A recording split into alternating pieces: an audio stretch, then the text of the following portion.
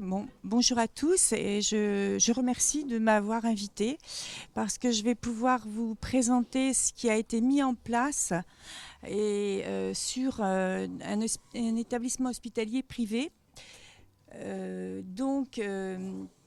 Et puis, pour mieux comprendre comment on a pu mettre en place des séances individuelles de shiatsu, eh bien, je vais vous présenter l'association dont je fais partie depuis sa création 12 ans et dont je suis actuellement présidente.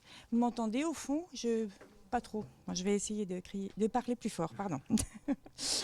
Donc, cette association a été créée par des personnes qui ont participé à un programme d'éducation et de soutien qui s'appelle Apprendre à vivre avec le cancer.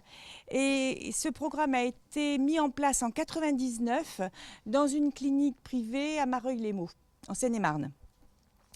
Alors, ce programme, je vais vous le présenter parce que je pense que c'est intéressant. C'est vraiment les prémices Parce que bien sûr, dans le milieu hospitalier, ce n'est pas toujours facile de mettre des médecines complémentaires. Et donc là, il y a quand même un climat quand même au sein de cette clinique. Quand moi-même, je ne travaille plus, mais je suis soignante. Et j'étais donc responsable des soins dans cette clinique. Et avec une infirmière, nous avons mis en place ce programme qui a été créé par une Suédoise, Graham Greene. Et donc, nous avons donc mis en place ce programme avec le soutien de la direction et des chirurgiens. Parce que, au départ, les médecins oncologues n'étaient pas... On a même un médecin qui nous a dit oui, c'est une secte pour ce programme. Et alors donc ce programme, il a des objectifs généraux bien sûr qui sont d'aider les patients à comprendre cette situation, de diminuer l'anxiété et la crainte des participants. Parce que quand on connaît les choses, l'anxiété, elle diminue bien sûr. Et puis leur permettre de réagir, de s'adapter et leur donner des outils. Il y a aussi tout un programme pédagogique parce que quand on s'adapte en fait le contenu en fonction des personnes, en fonction du contexte, et c'est basé aussi sur les connaissances initiales des personnes, et c'est surtout un dialogue. Et il y a tout ce phénomène aussi, on s'adapte aux facilités d'apprendre et d'assimiler ce que l'on dit. Parce qu'il y a des choses qui sont difficiles, par exemple, quand on va parler de la cellule, eh bien, nous avons un médecin qui vient parler de la cellule et tout le monde peut comprendre. Or, c'est très difficile de comprendre les développements de la cellule. Et tout le monde peut comprendre de telle façon qu'il explique. Et donc, il y a aussi ce phénomène de groupe qui est très, très important parce qu'il y a toute une synergie qui se fait dans le groupe, les uns aidant les autres. Alors, il y a un certain nombre de thèmes qui sont abordés. D'abord, les 3 premières séances, c'est plus de la connaissance. Donc, on rappelle un petit peu le corps humain. On parle du corps humain, on parle du cancer, c'est-à-dire on parle de la cellule, pourquoi elle devient cancéreuse. Ensuite, on parle du diagnostic, comment on a fait le diagnostic, et des traitements. Des traitements, on parle également, la 3e, de l'alimentation. Et puis des effets secondaires du traitement, mais aussi qu'est-ce qu'on peut faire pour diminuer ces effets en plus ou parfois à la place de certains médicaments.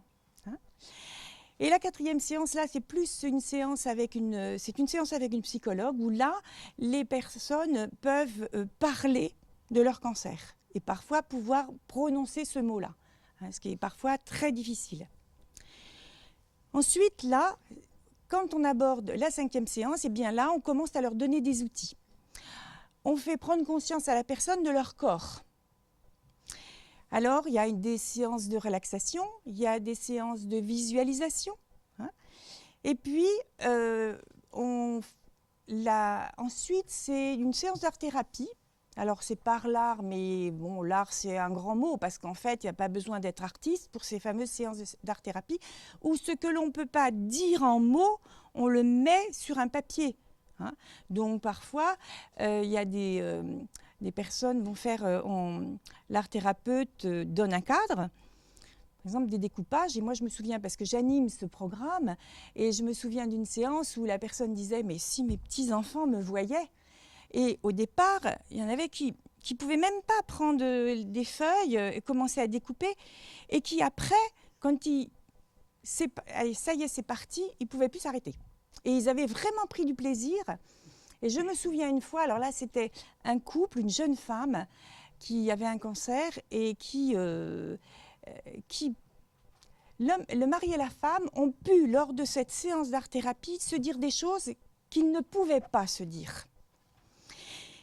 Et ensuite, à la dernière séance, on parle des médecines complémentaires. Alors, en général, on fait un tour de table. Qu'est-ce que vous connaissez? Alors, au départ, il y en a qui ne connaissent pas, puis en fait, qui s'aperçoivent, ah ben si, ça, c'en est. Donc, bien sûr, on parle aussi du shiatsu. Voilà. Donc, c'est pour vous dire qu'il y a quand même un certain climat qui fait que dans cette clinique, c'était quand même un peu ouvert. Alors, moi, je me souviens une infirmière qui faisait de la réflexologie plantaire, et quand le chirurgien passait et que le malade n'avait pas encore retrouvé son transit, il disait « bon, vous direz à Nicole de lui gratter les pieds ». Donc, mais au moins, c'était quelque chose qui était fait. Alors donc, à la suite de ce programme, il y a la deuxième fois que ce programme a eu lieu, parce qu'il a commencé en 99, il y a des malades qui ont dit « mais maintenant, qu'est-ce qu'on fait ?» Eh bien, on crée une association. Et l'association, c'est d'offrir aux malades, quel que soit le lieu de soins, malgré qu'on soit dans une petite clinique privée, du côté de Hameau, et quelle que soit la situation sociale, eh bien, une écoute, un partage, des informations sociales et administratives et des activités de retour au mieux-être. Surtout, favoriser ce rôle actif dans la prise en charge de la maladie. Il faut savoir que quand l'association s'est créée, alors je ne sais pas si vous êtes un peu au courant de comment, au niveau, vous avez dû entendre parler du plan cancer et tout ça, et il n'y avait aucun réseau de cancérologie. Les réseaux de cancérologie ont été créés plus tard.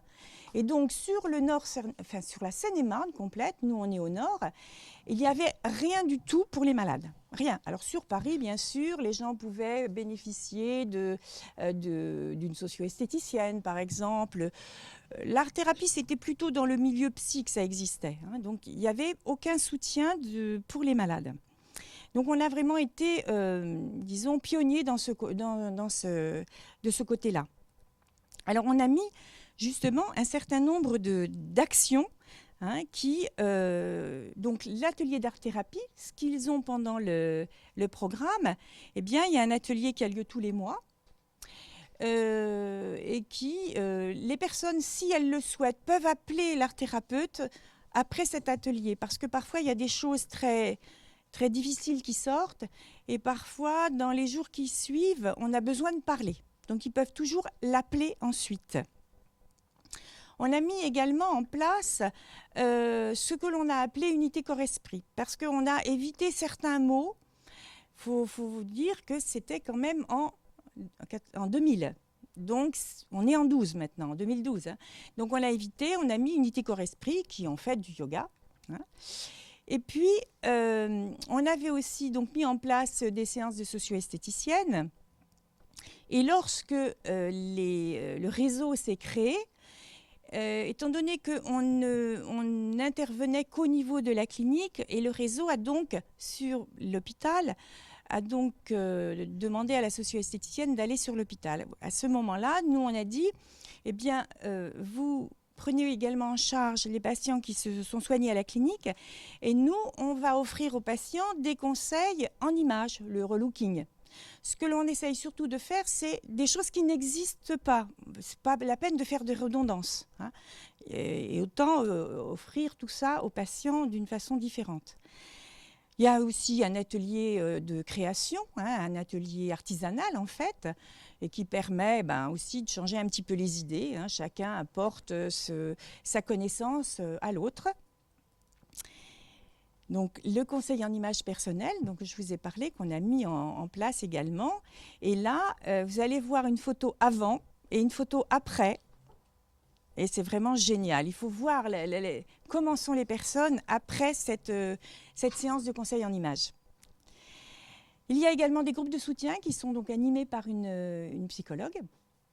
Et puis ensuite, on a eu, j'ai donc connu Marie-Claire Michaud par l'intermédiaire d'une patiente qui la connaissait, qui me dit « Oh, ce serait bien, voilà, elle fait du shiatsu, ce serait bien que vous puissiez mettre ça en place. » Eh bien, on a donc mis, non pas des ateliers de shiatsu, mais des ateliers de détente et vitalité. Parce que c'est pareil, il y a des mots parfois qui font un peu peur aux gens. Et donc, dans ces ateliers, il y a donc toujours du doing et ensuite de l'auto-shiatsu. Ça permet, et vous verrez, parce que Marie-Claire ne pouvant pas venir, m'a demandé de lire ce qu'elle avait écrit. Il y a des témoignages de malades et c'est vraiment assez extraordinaire quand même. Pour voir vraiment l'effet du... Qu'est-ce que fait le shiatsu ? Elle leur apprend pour certaines douleurs, ben voilà, c'est à cet endroit-là, vous le faites. Et il y a des personnes qui font du doing tous les jours à la suite de ça. Alors, on arrive... Marie-Claire a eu connaissance ensuite. Alors là, je vais regarder mon papier parce que je ne me souviens plus exactement à quelle date. Donc, à quelle date ? Fin 2010. Fin 2010. Et donc, elle a eu connaissance de formations qui étaient données à Tours par le réseau Onco 37, c'est ça, hein ? Voilà. Et puis elle me dit, qu'est-ce que tu en penses ? Ah ben, je dis, écoute, ce serait bien, oui, à ce moment-là, on pourrait proposer des séances individuelles de shiatsu. Et donc, on achète une table parce que par terre, c'est un peu difficile pour la plupart des personnes. Et puis, on a une salle au niveau de la clinique et on pourrait faire ça là. Il faut savoir que tous nos ateliers, on ne les faisait pas au sein de la clinique. Au départ, oui, mais les malades nous avaient demandé d'aller à l'extérieur parce que revenir tout le temps sur les lieux de soins, c'est difficile. Donc, les ateliers, on les fait dans la ville de Meaux, à la MJC, dans un centre social. Mais là, ces séances individuelles, on projetait de les faire donc au niveau de la clinique. Donc elle est partie en formation et puis ensuite il fallait le faire accepter parce que bon, on ne peut pas faire n'importe quoi.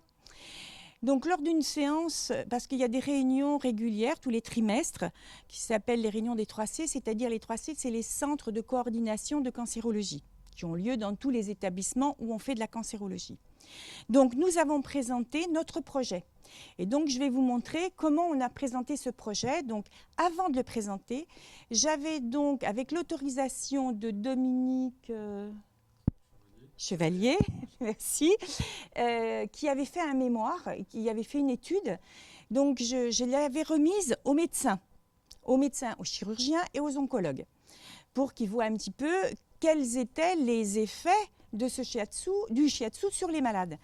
Donc, on leur a expliqué un petit peu, on leur a présenté comme ça. Bon, ça, vous connaissez beaucoup mieux que moi. Ensuite, qu'est-ce que pouvait donner cette discipline ? Qu'est-ce qu'elle pouvait apporter aux malades ? Et puis, les bénéfices du shiatsu, bien sûr en prenant sur l'étude qui avait été faite. Alors là, on a un des médecins qui a commencé à dire « mais c'est complètement nul, il n'y a pas eu suffisamment de personnes qui sont rentrées dans cette étude, ça ne veut rien dire. » Bon, ouais, ben, c'est pas suffisant. Bon, donc on s'est dit « oh là là, ça ne va pas marcher. » Bon, alors on a présenté ça au mois de février. Et puis, comme en général je ne laisse pas tomber les choses, j'en ai reparlé, on est revenu à une autre réunion des 3C et puis on nous a dit de toute façon il faut nous présenter les choses de façon beaucoup plus concrète. Alors ce qu'on avait, parce que moi j'avais pensé, connaissant quand même bien le milieu, qu'en proposant également, alors on proposait pour les malades qui suivaient une chimio, et puis bien sûr en radiothérapie et également en soins palliatifs parce qu'il y a des lits dédiés de soins palliatifs mais qui sont vraiment comme si c'était un service de soins palliatifs. Et puis, je m'étais dit, peut-être en leur proposant un travail d'étude, ça marcherait mieux. Ça n'a pas marché du tout. Bon, on a attendu un petit peu, j'en ai reparlé, tout ça. Et puis, ensuite, on a... alors donc voilà, pourrait se faire le lundi, tout ça en alternant, tout ça, ça n'a pas du tout été retenu. Alors, il faut savoir que d'une part, il ne voulait absolument pas s'occuper des rendez-vous. Il vous allez s'occuper de rien. On dit, c'est pas grave. Nous, on a des bénévoles qui vont tous les matins dans le service de chimiothérapie pour proposer un café, un gâteau. Ça, c'est l'entrée en matière, en quelque sorte. Et qui ont donc parlé du shiatsu. Auparavant, Marie-Claire avait proposé une séance à chacune. Tous les bénévoles ont reçu une séance de shiatsu pour qu'elles puissent savoir ce que ça faisait. Parce que la plupart ne savaient pas ce que c'était.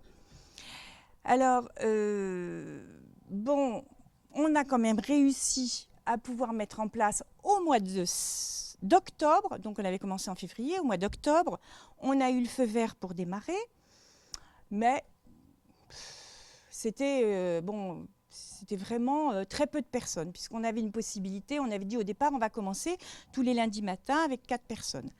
C'était très difficile, et Marie-Claire a proposé de faire des séances au personnel. Donc le personnel de chimio, le personnel du dispositif d'annonce, c'est-à-dire dans le dispositif d'annonce, il comprend une infirmière, une secrétaire, une psychologue. Donc toutes ont reçu une séance de shiatsu. Et puis, ça a marché. Maintenant, on n'a plus assez de place.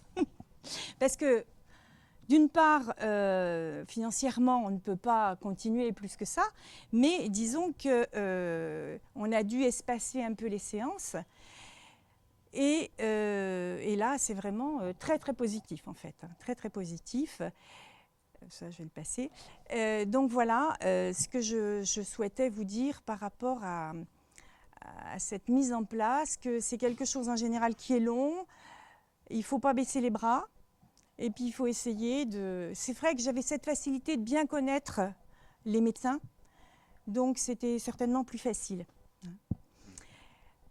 Alors, il y a aussi une autre chose, c'est que